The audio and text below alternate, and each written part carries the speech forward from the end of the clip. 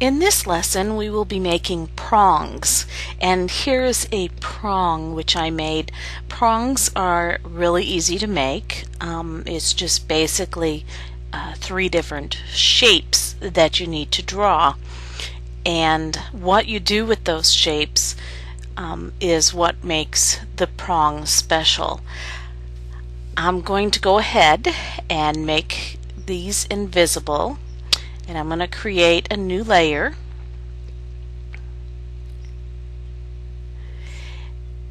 I'm going to get the elliptical marquee tool and first make that oval shape. You know, you can make it however you want it. I mean, I've seen people with prongs more like this, you know, or really long.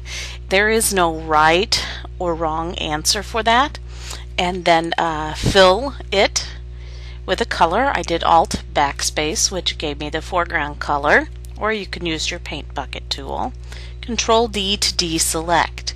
I'm going to create a new layer, and this time I'm going to hold down my shift key because I want a circle, a perfectly proportioned circle. And there's no right or wrong answer for this either. Obviously this is too big of a circle.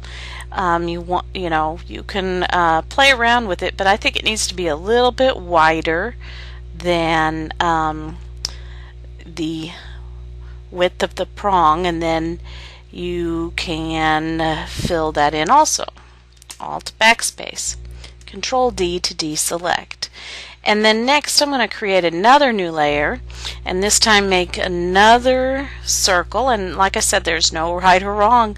You can make this any size you want. And I'm going to kind of position it, but we're going to line them up here in a minute.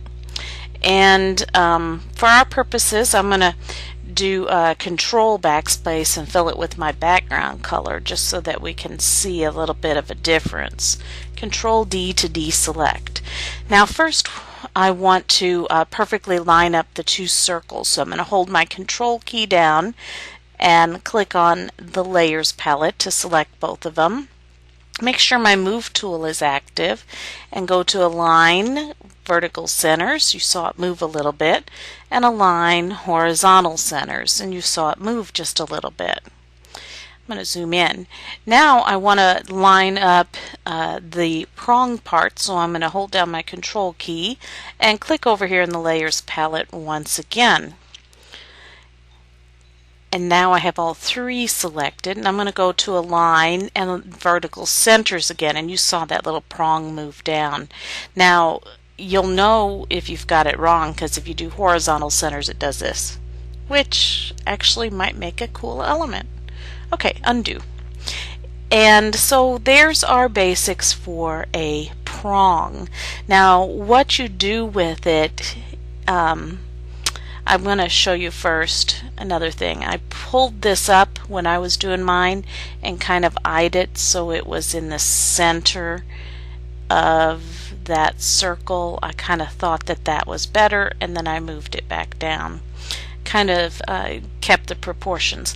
Okay, so now what you do with this is up to you. You can just start heading in here to the bevels. You know, you've heard me say before, I don't really like the bevels in Photoshop Elements, the default ones, but they're here, and I have a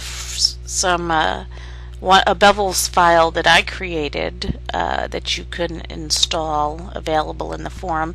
But you just start clicking. Oh, that one doesn't work. Just start clicking around here. This one, Simple Emboss, looks okay, and we can just apply that to all of them, or you can get crazy and do different things, like this one here doesn't look too bad. So you know, that could be your basic, but you know, if you're going to be a really good digital scrapbooking designer, I would not just stop there. You need to, if you're using Photoshop Elements, get some really good layer styles that you can use for commercial use and play with those. Or if you're in the full version of Photoshop, you need to learn how to make your own layer styles. in a variety of different ways. So I'm going to make these invisible, and we're going to go down here and look at some things that I did. This is actually my first oval that I made, and it has a simple sharp inner bevel of 10. Don't really like it a whole lot, but what I did was I had this paper here that I made a long time ago, and it had this texture of lines in it, and I brought that in, and I just got a selection of it about the size of my bevel and put it on a new layer and duplicated it 3 times. So I have one of those grouped with the prong portion, and then I have one of them grouped with the first circle portion, and I have the next one grouped with the inner circle. And so here is my final bevel with just using the basic styles in Photoshop Elements. I did kind of turn these layers of paper, to make them unique, so they were all pointing in different directions. This is not one I really even want to share for free. This is a simple inner 21 bevel, and this one is a simple pillow embossed going downward, and so I just kept playing till I found something cool. But this is, like I said, this is not one I even want to share, but it gives you an idea that you can use any of your papers from your kits. You may want to have some better layer styles, but you can group them like such. So that's some ideas for you, and this is another one that I will be giving out for free, but you see I had some really good layer styles, and you can see what a big difference it makes. And I didn't just use the layer styles as they came, especially with this one here. I cannot tell you how many times I open this up and I change the bevel size. See what happens. I also, this was not originally turquoise. I went down here and grabbed a color and then actually kept tweaking it till it was darker, and move this so it goes into black. I changed the drop shadow, but this is what I ended up with. It actually looks nothing like the original style because I took a long time playing with it, even though it was a layer style from that was already pretty good. I did a lot of editing, and I left it up, but I played a lot with the downs on the bevel. So this is one that I'm going to be giving out, and then this is the one that you saw in the beginning. Now, what I did with this one to continue to give you ideas how to incorporate these, what I did with this one, let's go up to these we just made, you watched me make, and I'm going to clear the layer styles on these two and on this one, and then I had this circle and this oval shape, and I actually right clicked and chose merge down, and I put them as one file before I applied the layer styles. So you can get different effects by merging them. Sorry, my phone keeps going off. I should silence it. So this is, you can get different effects by keeping the files separate or putting them together.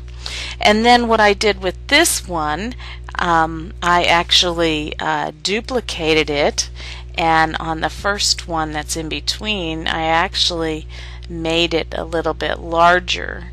So, well, they're both orange right now, but if I change this one to blue, you can see what I got going on. So I actually had another circle in there. So those were the three layers. This one merged together, and then a larger center and a smaller center, and that's how I came up with this. This is the merged, and then this is actually the exact same layer style as the background, but I played for a very long time, just like I showed you before, coming in here, and you see this one's down and I think the other one is up, and I changed a lot of settings on that until I got it to look like this. And then I added a totally different layer style to the middle one. And so you can see what you can do when you have really good layer styles to work with, and I think that is your key.